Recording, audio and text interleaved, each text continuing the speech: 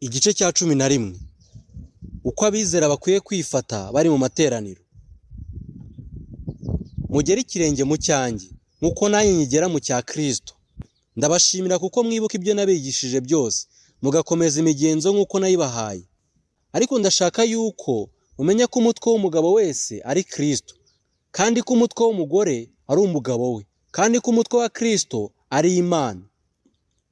Umugabo wese yasenga cyangwa ahanura, umutwe we utwikiriye aba akorera isoni umutwe we.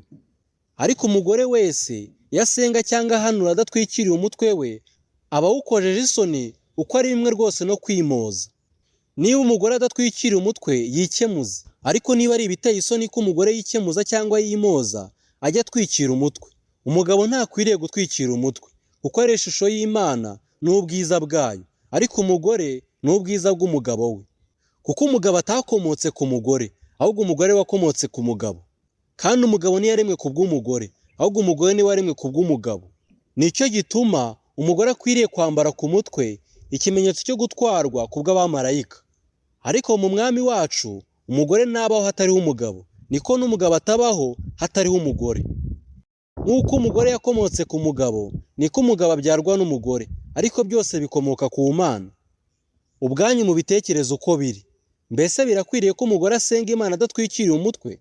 Kamere yanyu ubwayo nibahamiriza yuko umugabo yahirimbije umusatsi umukoza isoni, naho umugore yahirimbije umusatsi ukaba ari ubwiza bwe. Koko yahawe umusatsi mu cyimbo cy'umwambaro wo ku mutwe. Ariko niba hagira umuntu ushaka kujya impaka, amenye ko tudafite umugenzo nk'uwo ashaka, kandi n'amatorero y'Imana ntawe ufite. Ibidakwiriye gukorwa mu ifunguro ryera. Ariko ibyo ngiye kubategeka ubu simbibashimira, kuko amateraniro yanyu aho kubungura abatera gusubira inyuma. Irya mbere, iyo muteraniye mu materaniro numva yuko mwiremamo ibice, kandi ibyo ndabyemeraho hato. Kuko nanone ibice bikwiriye kuba muri mwe ngo abemeye bagaragarizwe ukwabo. Byongeye kandi, iyo muteraniye hamwe nimba muteranijwe no gusangira ifunguro ry'umwami wacu by'ukuri. Kuko iyo murya, umuntu wese yikubira ibye agacura abandi. Nuko umwe arasonza naho undi akarengwa.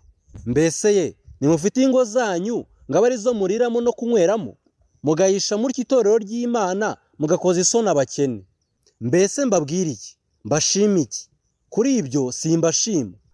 Nuko icyo nahawe n'umwami wacu kumenya nicyo nabahaye namwe, yuko umwami Yesu ijoro bamugambaniyemo yenze umutsima akawushimira, akawumanyagura, akavuga ati, uyu ni umubiri wanjye ubatangiwe, mujye mukora mutya kugira ngo munyibuke. N'igikombe akigenza atyo. Bamaze kurya ati, iki gikombe ni isezerano rishya ryo mu maraso yanjye, mujye mukora mutya uko muzajya munyweraho kugira ngo munyibuke.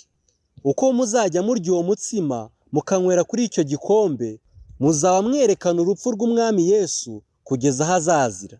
Nicyo gituma umuntu wese uzarya umutsima w'umwami wacu cyangwa uzanywera ku gikombe cye uko bidakwiriye, azagibwaho n'urubanza rwo gucumura ku bw'umubiri n'amaraso by'umwami. Nuko umuntu yinire yisuzume, abone kurya kuri uwo mutsima no kunywera kuri icyo gikombe. Kuko upfa kurya akanywa atitaye ku mubiri w'umwami, aba aririye kandi abanywereye kwishyiraho gucirwaho iteka. Ndetse nicyo gituma benshi muri mwe bagira intege nke, abandi bakarwaragura, abandi benshi bakaba basinziriye. Ariko twakisuzuma ntitwagibwaho n'urubanza. Nyamara iyo duciriwe urubanza n'umwami wacu, duhanirwa nawe kugira ngo tutazacirwaho iteka n'ab'isi. Nuko bene data, nimuteranira gusangira murindirane. Umuntu nasonza arya ibyiwe, kugira ngo guterana kwanyu kutabashyirishaho urubanza. Ibisigaye nzabitegeka aho nzazira.